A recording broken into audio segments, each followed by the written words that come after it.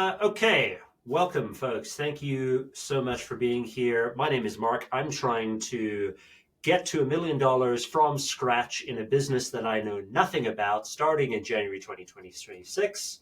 And we have a Google Ads expert, Jake Surry, on with us today to tell me about all of the mistakes that I'm making around Google Ads. Jake, I appreciate you being here, man.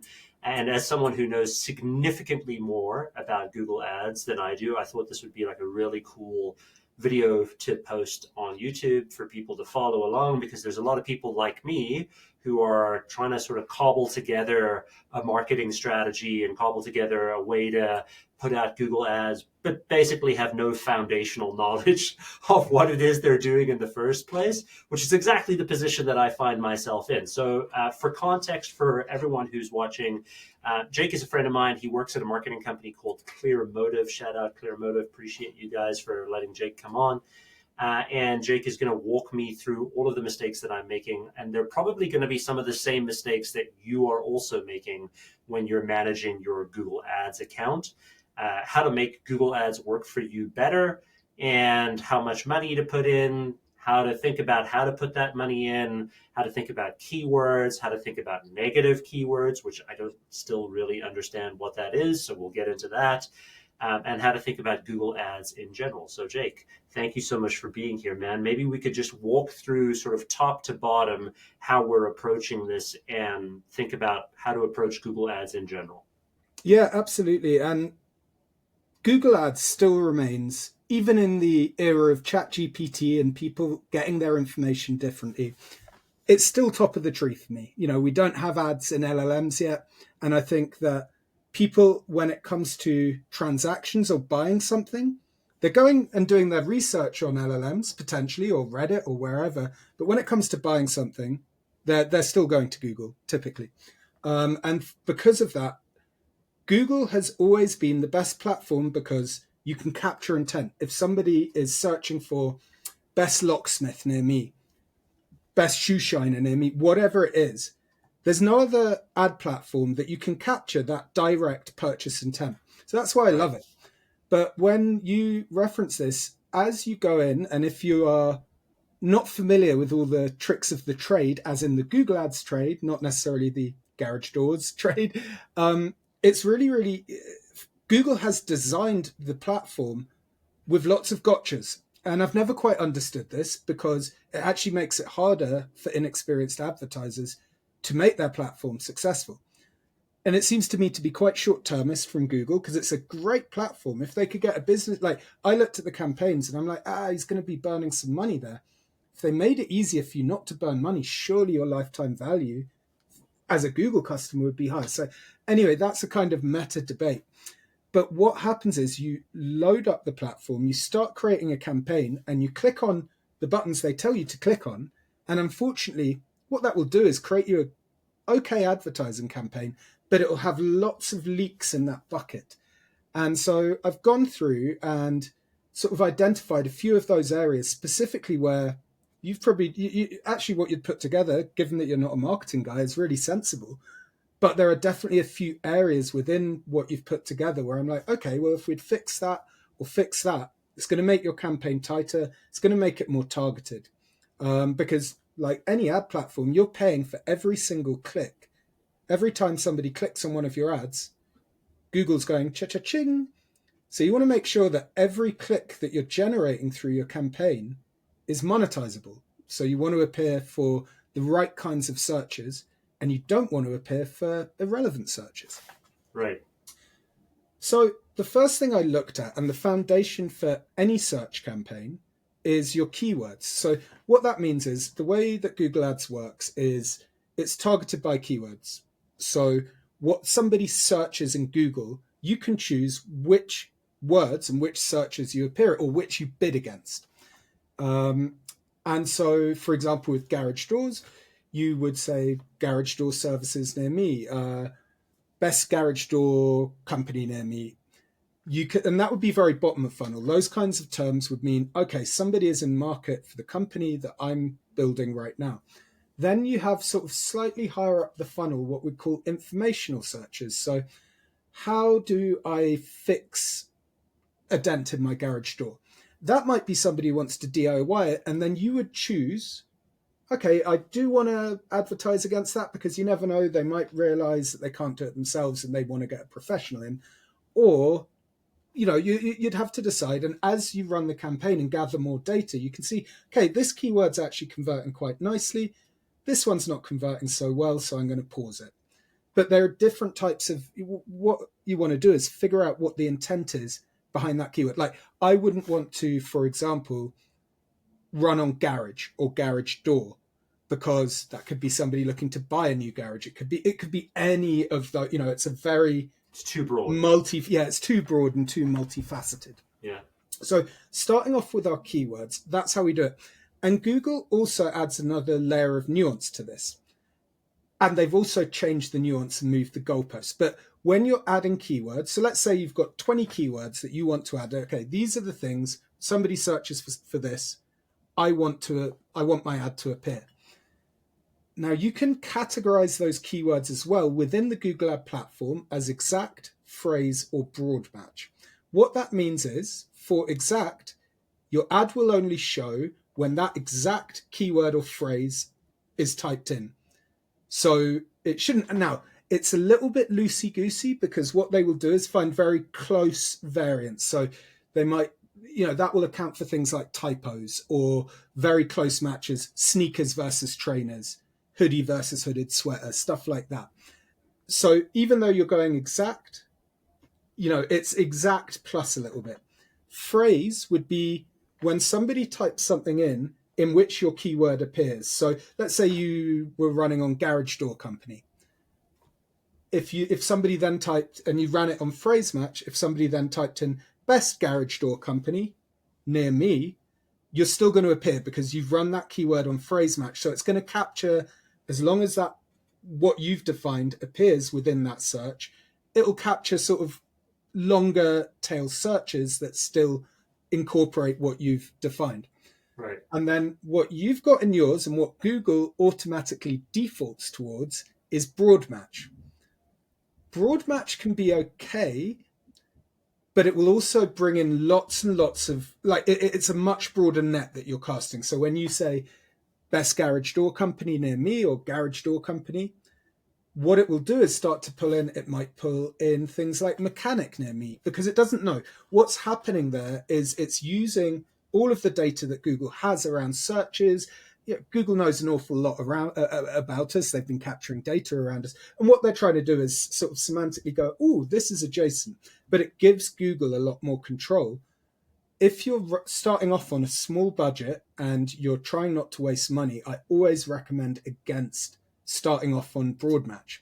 It can work really well, and especially once you've got lots of data within your ad account. So Google has a really good data infrastructure to learn from and guide its algorithms.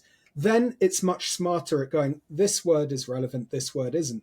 But when you're starting off, it doesn't really have any guide rails to direct itself, and therefore it's harder for it to figure out. And therefore you'll be spending money on more and more irrelevant searches. And so, when you're running broad match with a higher budget, a lot of what you're doing is reviewing, okay, well, I have these keywords, these searches, because Google will show you not just the keywords and the data of the keywords you've defined, but also the searches that have triggered those keywords. So what you're then doing is going in and adding negatives. And that was to your point earlier about negative keywords, is where you would go, well, you don't want to have free. You don't want, there are certain terms that you might not want to have. If you're just focusing on residential, you may well want to exclude industrial or commercial, things like that. So it's kind of thinking, okay, the other ones, and it's very easy to Google. Just, you can Google start a list of negative keywords, download it, and then upload it into your account. So that's kind of where it's sculpting. I want to appear for my ads to appear when these things are searched, but I definitely don't want to appear when these things are searched. And juggling that is, as you grow and you're sort of using more keywords, your account gets bigger, you really start, it's almost like chipping away at a sculpture, right? If you're able to narrow it down to more phrase and exact, yes, and also include negative keywords, then logically your click-through rate is going to increase. Yep, your click-through rate should increase, your conversion rate should increase, because if somebody sees your ad and it's not, they then go to your landing page and they see it and click on it because they're vaguely curious, and then you've paid for that click and then they land on your landing page. It's like, oh, this wasn't what I was looking for after all. They're just going to bounce. So by what you're doing here is ensuring that the right people are going to your landing page. So yes, Right. you should improve your click-through rate, i.e. the proportion of the people that see your ad against the people that click on it. I'd say 5 to 10% is a good ratio to aim for click-through rate. What you really want to care about, though, is the conversion rate. Like any marketing investment, you want to pay money. You want to be making money. And so the more that you can do to ensure that you're serving for the right searches, defined by your keywords and negative keywords and how you put that together. And then also when they get to your landing page, and I think you've done a really good job of the landing page, or a couple of maybe small tweaks that we can cover later. But what you want is kind of that nice breadcrumb between, okay, I've figured out this is what a user's looking for. I've written a nice ad that resonates. They click through and then they land on a landing page that is very easy for them to understand what they need to do next, answers their questions, and you've clearly expressed that you're solving their problem. Great, I like these guys' conversion. And then you go and close the deal. In very simple terms, that's what we're trying to do here. And none of the maths is complicated. It's like, this is something that as soon as people hear digital or digital advertising, they're like, oh, this must involve coding and stuff like that. The maths is very linear. Some people see your ad, a percentage of those click on the ad and go to your website, and a percentage of them turn into leads, and then you close. So really what you want to be looking at is everything from your impressions through to your close won deals, and then you can really get a sense of full funnel ROI. Still with me? Yeah. This makes sense. I'm trying not to geek out too much on the technical side of things. So, okay, what I'm going to do is I'm going to pull up your ad account, and let's just have it like, we'll dive into those keywords a little bit more clearly. So great. Let me. And I'd also like to, because I know that we talked about like performance max versus search campaign. I'd like to talk about that as the difference there first. Because I know that I definitely screwed that up at the beginning. So for the listeners, you did what Google told you to do. Right. So for the listeners, I put together, and I'm blurring out, hopefully the editing works on this, but I'll be blurring out some stuff that's personal. For sure. But for the listeners and the viewers, when you first open up a Google Ads account, at least for me, it defaulted me to a performance max campaign of like, you should pick this. This is best for you. And so I chose a performance max campaign. But what I should have done is picked a basic search campaign, basically. Absolutely correct. And like, let me dig into that a little bit. I've just sort of started building one here, but we won't get into that now. So there are various different ad formats. Google started with search, right? And actually coming out of the recent antitrust trials, like, it was really fascinating. There was a quote that they had, which was that we've broken one of the foundational rules of microeconomics in terms of supply and demand. Like, it's a genius move. They've created a repository of the world's information. People then type stuff into that repository to find things. If you can then capture the commercial side of that, brilliant. They have a whole bunch of other ad formats and properties available, though. They own YouTube, so you can run video ads on YouTube. Will probably be, you might be seeing this on YouTube. That can be really, really effective.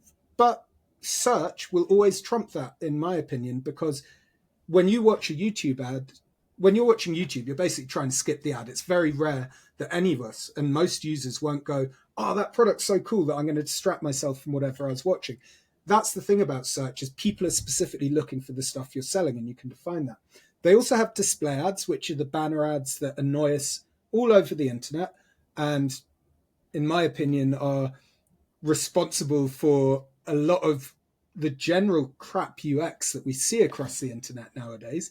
So they do have a whole plethora or a network of places where you can put banners. You can also run ads, and I haven't done this for years, on Gmail. So you can run ads that appear in the promoted tab in your Gmail.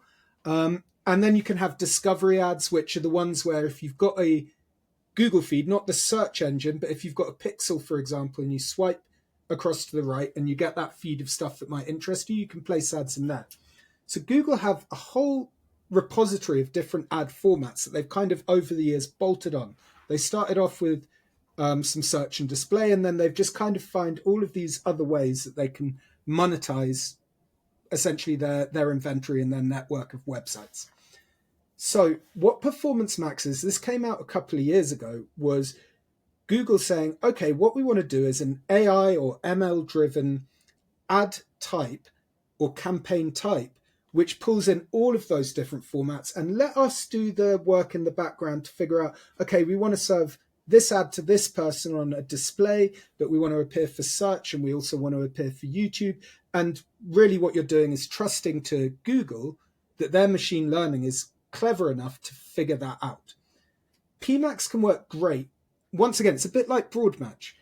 Any of the sort of AI-driven mechanisms or ML-driven mechanisms within any ad platform, garbage in, garbage out. If you give it a really clear idea of what good looks like and what you're trying to achieve, ideally based on first-party data, then it will perform better.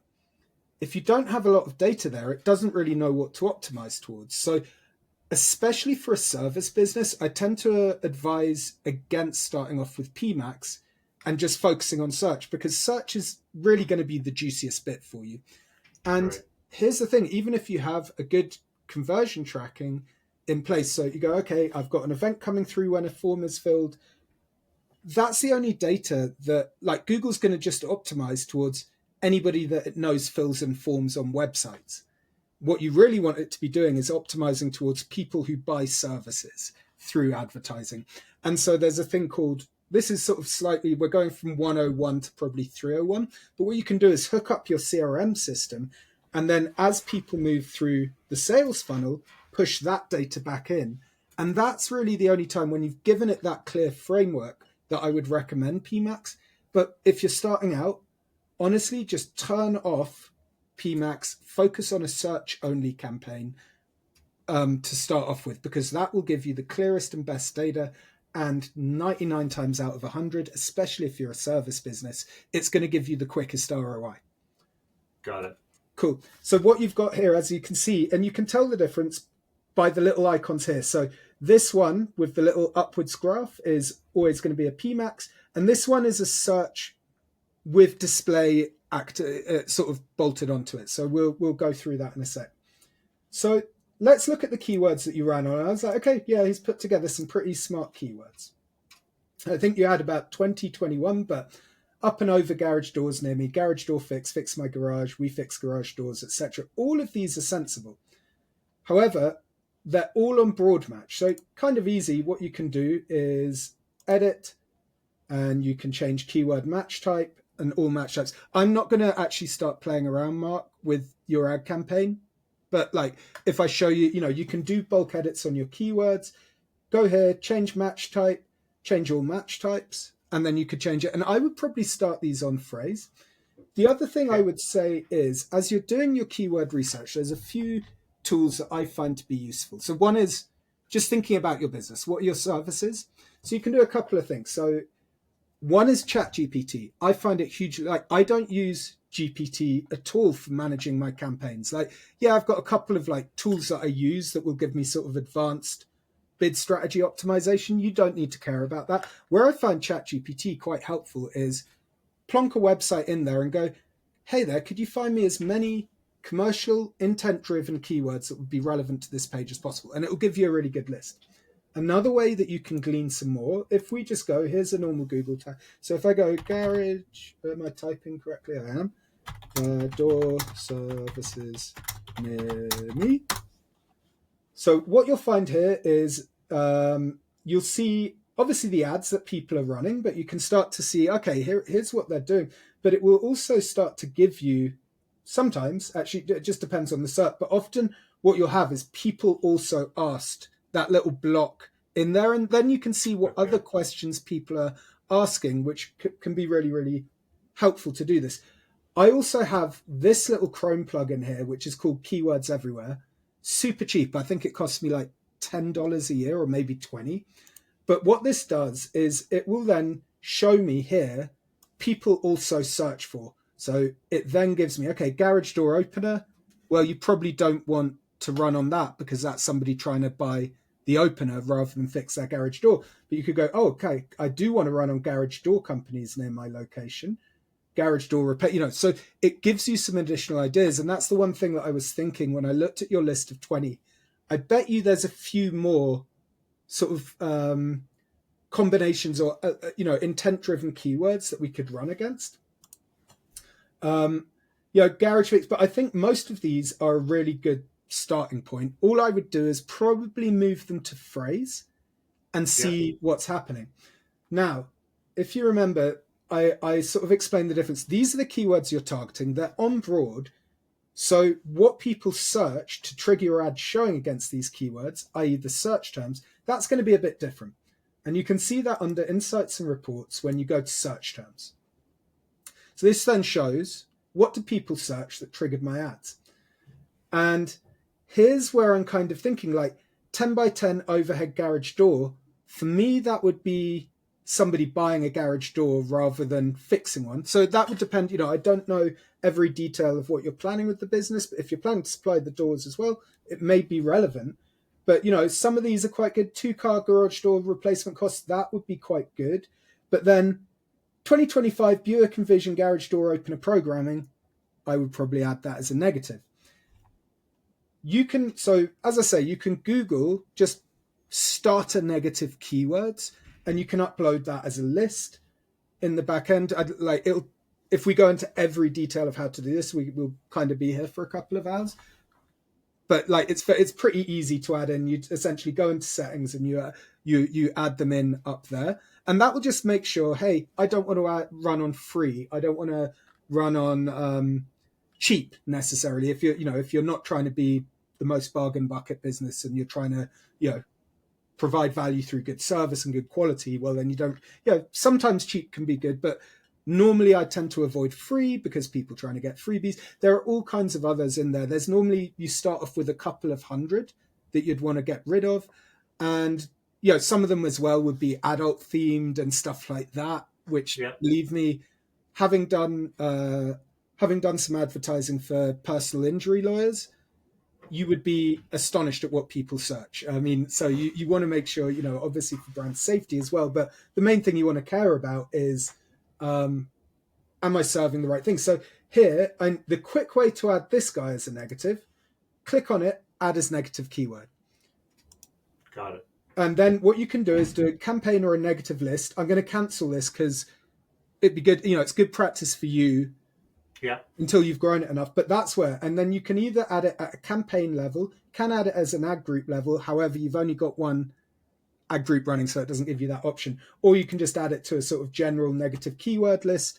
What I tend to do, because it may be as well, as you're running different campaigns, let's say you're doing garage door services and car detailing, just randomly, I'm just thinking of stuff that is sort of vaguely related. Well, you wouldn't want the garage door searches to trigger your car detailing. You wouldn't want the car detailing. So you could then add them at a campaign level rather than blanket across the account. That's how you do it, essentially. So overall, TLDR of all of that is you've started off with a good set of keywords. I think they could potentially be expanded. Keywords Everywhere was that cheap Chrome plugin. I think it's great. I use it all the time because it's so cheap and it makes my life easier. GPT can be really, really helpful, or Perplexity, or whichever one you want to use, just to give you, just saves time, right? You can think of it yourself. But if you're a busy business owner doing this yourself, it takes time. You're learning it yourself. Actually, GPT, that's one area that I actually do trust the AI. So that's kind of keywords. Think about match types, think about the relevance of your keyword, and make sure that you're clear on the differentiation between the keywords you're targeting and the searches that trigger the keywords that you're targeting. And make sure you review both. Cool. So the next thing that I looked at, and this is kind of how I tend to audit and review any ad or any Google ad campaign, is I look at the keywords and I look at the searches. To give you an example, the worst keyword or search term mistake that I've seen, it was a time tracking business for construction. And it was quite a big software and they were spending probably 50 grand a month. When I audited the account, Some Bright Spark had put clock in on broad match as a keyword. And it spent over the year about 100 grand with, to my total lack of surprise, 0 results. And that was poor, it was, I don't want to dig into sort of who did what or put a blame game, but that's exactly the way you could just absolutely burn money. And especially, let's say the business takes off and you go from, okay, I'm going to spend 500 a month. Then you're at £1,000 because it's working, 2 grand. The mistakes that you make in terms of this foundational stuff magnify, obviously, at bigger spends. And so having the attention to detail to manage that, what I tend to do and what I'd recommend for you to do, just check your search terms every Monday. Put an hour in your calendar. Let's have a look at it. See what's going. Okay, I've got these searches. Let's not click on them again. Because, that Buick example, you're not getting hundreds of clicks on that because hardly anybody searches for it. But at least you could put a negative in for Buick or, whatever it was. And just make sure you don't need to worry about it again. And if every week you're doing that hygiene, it's like going to the gym every day, just having that discipline, scheduling it just means that you're not going to be wasting additional money. So the next thing, and I'm going to focus on the search campaigns. I want to dive into that because so many people have this assumption of like Google Ads being sort of like a set it and forget it kind of thing, and it's not that way at all. Google would love you to think that it is, but it really isn't, and especially when costs per click are rising. Like that's the foundational thing. Every time that your ad is appearing, it's in an auction against all of your competitors within your targeting. And as more people use Google Ads, there's inflation. Also, Google like money and they just jack the prices up. So making sure that you're only getting those relevant clicks is critical. And it is not set and forget. I think I don't like to be too tinfoil hat, but my view is Google have seen for a few years how GPT and AI will affect search. For the last 20 years, it's been top of the tree. Like nobody can beat Google search in terms of a digital advertising format. However, as people are going towards GPT, Google are much smarter than you or I. I'd like to think. You're a bright button, but certainly me. They've seen this coming, and so they're trying to monetize. They're trying to squeeze every last drop out of this golden goose that they've had for nearly 3 decades.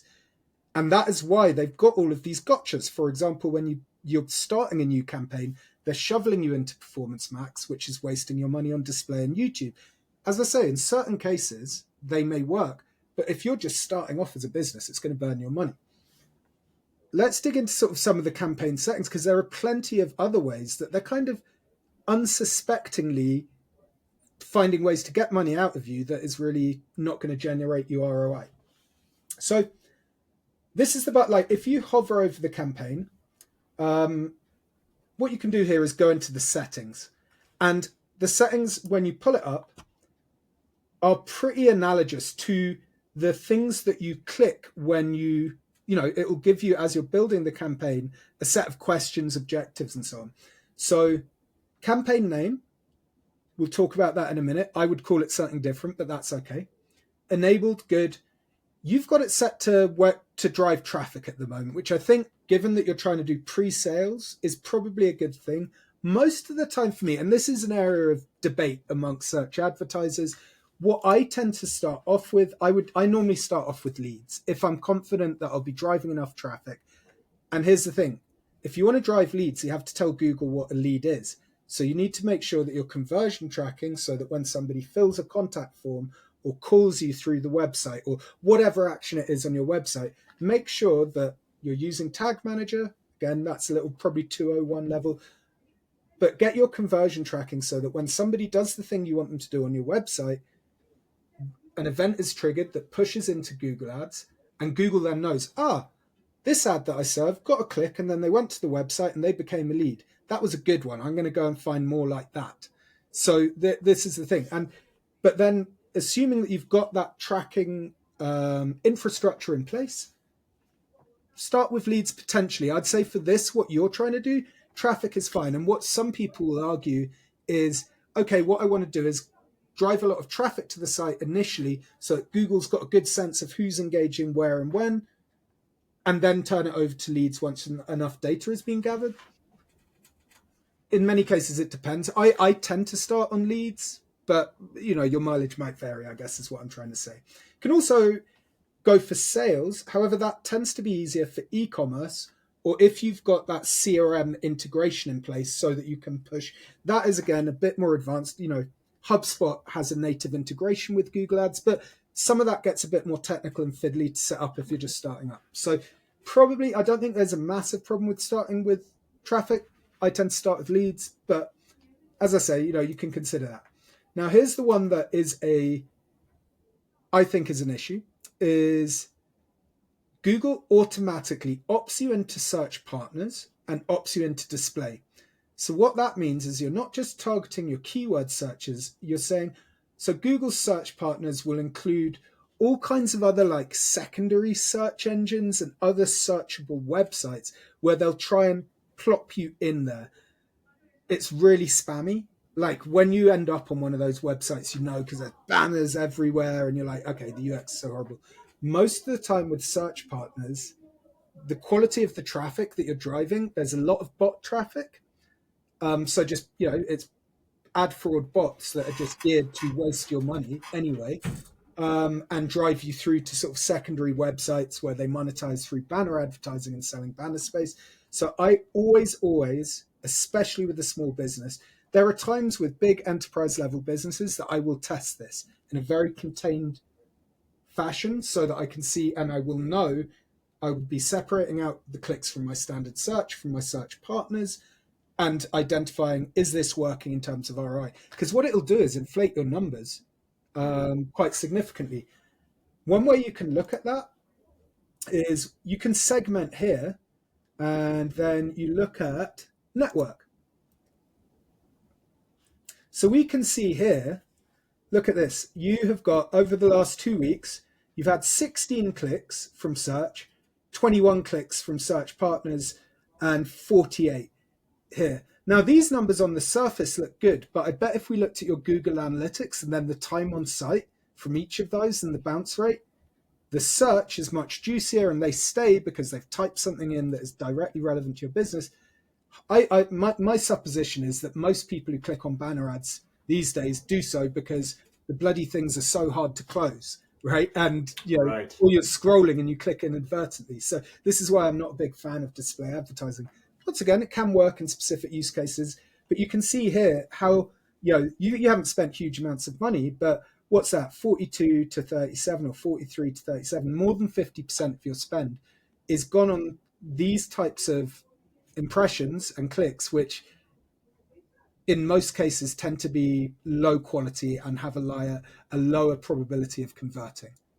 Okay, so your advice is for anyone who's starting out, especially Yes. if you have a limited budget, stay away from search partners as a category and stay away from display. Yes. And so what that means is when you're setting it up, you'll see a screen a little bit like this. Just untick these guys, click save, and then you'll know that you're just focusing on that. Got it. So cool. So that one is pretty good. And Mark, obviously, if you need a hand later on to just like, I some will of these, definitely need a hand. I have no idea what I'm doing. you can buy me a beer at some point, my friend. Perfect. For the listeners, just so that you're aware as well, one thing that's really, I think, is really important if you're just starting out, putting limits on your budget for me was really, really important because I don't have an unlimited budget and I'm sort of viewing this as tuition because I don't know what I'm doing. So I knew that I was going into this not knowing. Yes. And because of that, I needed to try and limit the amount of mistakes that I was going to make. So I only put a limit of like $10 to $15, I think, like $5 on one campaign and $10 on another campaign. Because I knew that if I made like a $200 mistake, whatever, no big deal. It's not that big of a deal. But if you don't limit your daily budget, you could make some serious costly mistakes. Triple check it as well, because it's easy to have fat thumbs. Put in an extra zero. I have seen that mistake happen. At 10,000 a day to 100,000 a day is a scary mistake to make. Wasn't me who did it, FYI, but that can happen. And like Reddit PPC is full of it's a cool subreddit and actually a really good place for you to learn. Just read through, and most people, if you ask stupid questions, will tell you it's a stupid question, try and show you their services. So I tend to use it. I'm a lurker there unless there's sort of I can help somebody out. Anyway, yes. So the way I work, like what you want to do, the way I work out budget, if somebody comes to me and goes, "Hey Jake, I'm thinking of running search ads. How much money should I spend?" You reverse engineer it. So you go, well, how many new customers do I want per month? It might be 2 customers, and you might know that they're worth $1,000 each. Well, then what you do is go, okay, well, 2 customers, $2,000 of revenue. What does your website convert at for, well, sorry, let me reverse there. What's your sales process like? So let's say that you convert 1 in every 2 of your customers, of your leads into customers. So to hit those 2 deals a month, you'd need 4 leads. Then you go, well, what does my website convert at? Say your website converts at 10%. So in order to get 4 leads, you'd need 40 clicks. And then what you can do is either use, I like keywords everywhere for this because it will give you a rough estimate of your cost per click. So this one, garage door repair, Council Bluffs, we wouldn't want to run on that, but we'd go, okay, 14. But what if you know that, hey, on average, my cost per click is $5, right?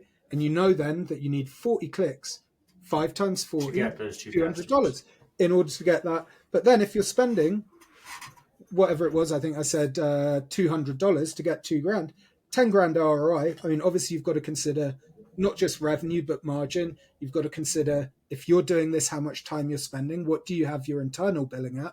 Or, a free, something like this, you do it yourself where you get a freelancer and you certainly don't need an agency for this scale of campaign. But, taking into consideration all of those costs, as you should do with any business that you're doing, and being very transparent with yourself around what are the actual costs, not just what I'm paying to Google, but how much time am I spending or am I outsourcing? All of that kind of stuff is important. But having a clear picture of, I know my lead to sale conversion rate, I know my website conversion rate, therefore I can estimate relatively accurately how much traffic do I need to send to my website in order to get the sales that I want. And Google or tools like Keywords Everywhere, SEMrush is another sort of one, will give you an estimate of what your average cost per click should be. So you can start to model out, as I say, it's going back to that linear maths. How many clicks do I need to get the sales? How much am I going to need to pay for the clicks? That's great if your average sale value is 1,000. If your average sale value is 50 and you're paying $200 to get $100 of revenue, well, maybe you need to think about another marketing channel or your pricing strategy or your sales planning or whatever it is, right? But that's I kind of think the that's a fundamental. really important point, though, because I think a lot of people, especially when they're starting out, they don't think of what the cost of acquisition is, Yes, right? exactly. So for the people that are listening, like I run another business where we know pretty accurately what our cost of acquisition is, Mm-hmm. and in order to do that, like, and we know that the lowest cost of the best quality, lowest cost of acquisition channel for us is for us to go to conferences and go to events because Absolutely. that's where we get the best customers from. So we don't spend any money on Google Ads for that other business. And I think that that's a really important point for any kind of home services business. You have to figure out, okay, roughly, it doesn't have to be perfect, but Mm-hmm. roughly what is the cost to acquire a customer? And then, okay, now that I know what the cost to acquire that customer is my revenue more or less than that cost to acquire? And if my revenue is less than that cost to acquire, then I need to figure out a way to reduce the cost of acquisition or charge more money. Exactly right. And I don't tend to think about this just in terms of revenue. I think about it like when I'm talking to a new prospect, I'm like, okay, what's your margin on your different products? Because let's Right. go back to the $1,000. If your margin's 50%, okay, you've got $500 of Yeah, profit to play exactly. with. If your margin's only 10%, you've only got $100 to play with, and you That's want to right. pay yourself eventually. I mean, that's the point of being an entrepreneur, right? So this is a consideration. It's tying the marketing and this technical stuff back to actual business outcomes and having a very clear picture. And really, to your point, Google Ads can be great. I mean, really, it is probably often the most critical channel for service businesses. Sometimes it's not, but on the whole, but it may well be. Would you be better if you're going to spend 2 grand a month on Google Ads? Would you get better results hiring somebody to cold call for you on a commission only? Or whatever it is. Like there are so many. Nothing is dead. You'll go onto LinkedIn and see SEO is dead, cold email is dead. Nothing's dead. there are all kinds of ways to sell and market a business. The reason that Google ads can be so effective is it's very, very hard. A cold caller, he's going to have a list of people, or she is going to have a list of people that they want to call. They don't denote the intent. Where Google wins is it captures intent better than any other channel can. I think where a lot of people love it is also attribution, right? Yes, Like I can see exactly what the attribution is, yes, whereas sometimes when you get inbound leads, you don't really know where that lead is. Like, why did they come to you? You just yeah, don't know. yeah. Whereas with Google, you can understand that pretty clearly. Yeah, and it becomes more complex with that when you're running a bunch of different channels and you've got a more established brand, because you might, like most people, well, there are arguments for and against running an ad on your own brand name. A lot of the time, if you type in your brand name and there are four other people advertising against you, yeah, you should do. But if nobody else is advertising against you, don't bother, because you're then going to pay Google when you probably rank at the top organically anyway, if Right. that makes sense. So, but some if it is a really like IT companies, I've done a bunch of that, and it is such a bloodbath that you absolutely, like if you need to be running on your brand name, because otherwise you've got four ads of competitors and people will click on those and then you're losing your business. But Right. to get to my point, let's say you're running on that brand term.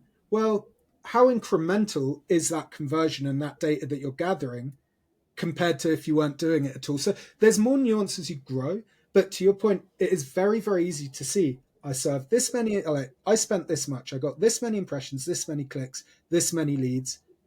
And, the napkin math is pretty simple. As I say, if you're running like Facebook ads, Google ads, you're doing an SEO play, you're also doing a lot of cold calling, and you're speaking at 3 conferences, well, the attribution becomes a bit harder. A simple thing to do is just add that, hey, where did you hear about us? And you'll find some people are accurate, some people are just like, oh, another annoying question. But on the whole, having that data and then comparing it to the web analytics data can help you to see what's happening.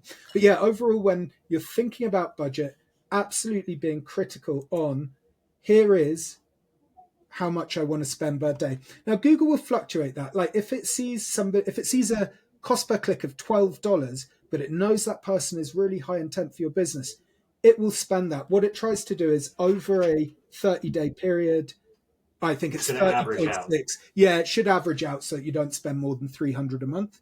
But it is absolutely worth keeping an eye on. And something else that is really cheeky that they do, Google, I mean, there's something called auto applied recommendations where they can start to tweak your budget a little bit. And that's something else that we'll try and cover here.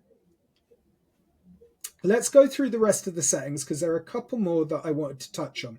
So one, and this is one that is so easy to miss.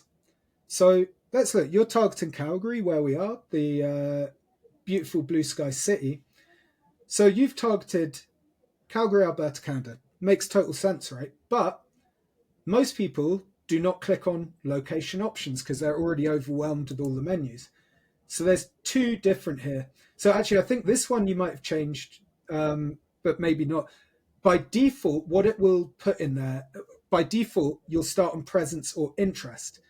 Right. That doesn't just mean people in Calgary, it means people, and especially if you're running on broad match terms, which are kind of capturing every search, well, what may well happen there if your presence of interest, let's say I work with a couple of home builders, well, you might get somebody in who wants to immigrate to Canada who's looking for a home in Calgary. Right. They And so actually, they've searched Calgary in their yeah, they've search. got homes for sales in Calgary, Uh-huh. and because they've got the presence or interest, they may well be, and like fair play to them, they're doing their homework of like what they need to prepare to come over here. But it's a good example of where you always want to start, like I would say nearly every time, unless you've got the kind of business where you're like, okay, my business operates in Calgary or wherever you are, but I am interested in getting people from elsewhere. That for me is really rare. Like I've probably seen it 3 or 4 times over, I don't know how many ad accounts I've looked at, probably 1,000 in my time. It's so rare. So it's a hidden, like this is where Google is kind of playing gotchas, because this is a hidden nested setting under like 3 or 4 clicks. But always remember to switch to presence rather than presence or interest, unless Got you've it. got a really good reason not to. aside from that, most of this is sort of pretty good. You can have a start date and end date. You can have it producing AI assets for you. I tend to recommend against it. It's probably better to have your own ads designed. Like there are lots of examples out there where Google just gets it wrong in the same way that ChatGPT hallucinates and the Yeah, same way that Google told us it was good to put glue on pizzas about 2 years ago. It doesn't know everything, right? AI is not perfect yet. The robot overlords are not quite ready to take our jobs as of yet. Um, so here, you can play around. As I say, do not turn you should be defining your keywords within the campaign, as I showed you guys earlier. I would not recommend AI Max, even for clients that I've got where there's a lot of data and a lot of historical data, and you've got the best person in my team managing it. It burns money at the moment, and probably in a couple of years it will be okay. And some of these other ones, you can do. I wouldn't get into dynamic search ads. Most of this, on the whole, now is okay. You can start doing some exclusions and IP exclusions. Let's say you wanted to, sometimes you might find competitors are clicking on your ads just to be unfriendly competitors. You could look at their IP addresses and exclude those. So there's lots of advanced stuff that you can do within here, but I've kind of highlighted here. We've got the search partners, turn that off. Think about your bid strategy, think about your budget, and then double check the location settings. yeah, And and most I of that, think the budget thing for me was like the most important thing because I okay, don't yet know what the cost to acquire is because I'm literally just starting from scratch, right? So yes. I have to figure out what my cost to acquire is. Hmm. And in order to do that, unfortunately, I'm in a position where I have to pay some money to figure that out. Yeah, well, and what you can do there as well, like I'll see if I can dig up my. I think I mentioned you a buddy of mine. Like he ran the Google Ads account for one of the biggest garage door. Let me. I'll see what I can if I catch up with him. But ask around, right? If you're setting up a business with, yeah, I'm a marketing agency person. I am friends with most of my competitors. Like as long as they're doing good work and they're pleasant people, absolutely. Yeah, depends what industry, and maybe you're in a less friendly industry, but a lot of more established people, as long as they're nice, yeah, buy them a beer or buy them lunch, they'll give you some detail about that. And I think that kind of research, if you're actually setting up a business, talk to as many people as you can who have done so, and especially like you're doing, Mark. And many props to you. Like I'm super. I think what you're doing is really, really cool here. But absolutely, go and have a chat. Like find somebody who's made a couple, or they've got a couple $1 million ARR on this business type. To say, hey, I'm just trying to get into this space. Can I buy you lunch? You would be astonished. Some people will just ignore you, but some people would be like, yeah, I'd love to have a chat. Let me help you out, right? And they can help you give that sort of second level data that you might not just have through trial and error yourself. So just a thought Yeah, there. Also, I find Reddit, LinkedIn groups, WhatsApp groups, Smartway. I wouldn't necessarily get involved in like paid masterminds for this stuff as of yet, but depends. Your mileage might vary, and it's just there's a lot of shysters out there, but a lot of the time, people who are successful have an abundance mindset, and they're just happy to help you out if they've got time. yeah, yeah. I Yeah, love that. This is yeah, a good foundation, Jake. I think we're probably going to have to do like a second and maybe even a third episode because I think yeah, there's a lot of things here that we could get into. Between now absolutely. and the next episode, I'm going to have to obviously make some changes Yeah, on my account to make things a little bit better. yeah. But what I'm hoping we could maybe get into next time is like um, tracking, like Oh, how yeah, to use Google Tags and mm, what Google Tags to have and how to think about conversion and what is a conversion and how to measure that. yeah. Because I think for a lot of people, they can set up like a basic, hopefully after this video, they Mm, can set up like a basic search campaign. But then after that, how do we know if it's been successful? I mm, mean, anecdotally, I guess if we're getting more polls, we're like, yay. mm. But how are we measuring that and how are we measuring performance? I think that's really, really important to measure. Yeah, and that is it becomes a little more technical, definitely. Like, Yeah. and that's where, and just touching on, I'd mentioned the names. Using if you're running a few different channels, you can look at the Google platform, but using your web analytics and making sure your ad platforms talk to your web analytics, talk to your CRM. And there is a little bit of code required there. Or you don't need to write code, but just having it depending on how complex the website is and how it's been built, often I will recommend to people, even I will, like, I'm pretty good at conversion tracking, but if I'm working with a client, there's stuff that, okay, this is like above my pay grade. Okay, I'm going to bring in somebody even geekier than me. But I would say that if you're going to spend money on outsourcing anything, that's the bit to outsource, because it's really easy to mess up and it's kind of hard to understand. Like, I've been doing Right. this. I've got a lot of gray hair, like 10, 15 years, and I still find it like can be difficult, right? So, that's one area, getting that sort of analytics infrastructure set up for your own visibility.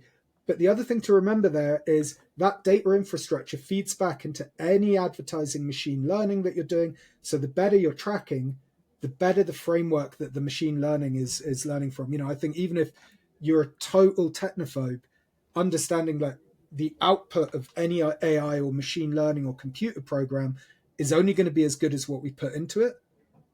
That, and therefore pushing the right data into the ad platform is almost as critical. The two pieces are understanding the business economics and understanding the data configuration are two very important pieces. There's lots of important pieces, but those are the two that I seem to be talking more and more about with clients and people I'm trying to help out. Mate, I'm more than happy to do a follow-up session, especially if people have questions they want answered, or I think I we'll definitely get questions. I think this is a really, really good start, man. I really appreciate your willingness to go through this and also have to do a follow up session for the folks that are watching. If you do have questions, let us know in the chat. I mean, we'd love to obviously hear from you. I'm figuring this out just as much as you are, right? You might be further ahead than me. You might be just starting out. You might be at the same spot as me. And as I figure things out, I'm trying to be as transparent as I can be and pretty much posting all of my struggles and successes online to see how things go, to see if we can help as many people as humanly possible. Because I know that everyone posts like after they've been successful, but no right. one posts about the journey to get to success. And that's what I'm hoping that this becomes. Jake, thank you once again. Let's shout out Clearmotive while we're here. Folks that are interested and need support and have the money to spend, you need to reach out to my friends at Clearmotive. The whole crew over there is amazing. Jake will be your guy in terms of ads, but in terms of like they do brand strategy, they do design, they do ads, they do all sorts of amazing and incredible things. And they're filled with all of my close friends and they do great work. So I would highly recommend them if you have cash on hand and you're willing to get an expert to help you and listen to that expert, they're the ones to speak to. So Jake, thank you again, man. This is great. Of course, yeah, always happy to help. And as an agency guy, like sometimes agencies aren't cheap. I kind of try and pay that back by doing stuff like this and helping smaller businesses. Just, yeah, as I say, I like the occasional pint, but that's all it costs. Pints all around. Thanks, All right, buddy. my Appreciate friend, it. good chatting to you, and hopefully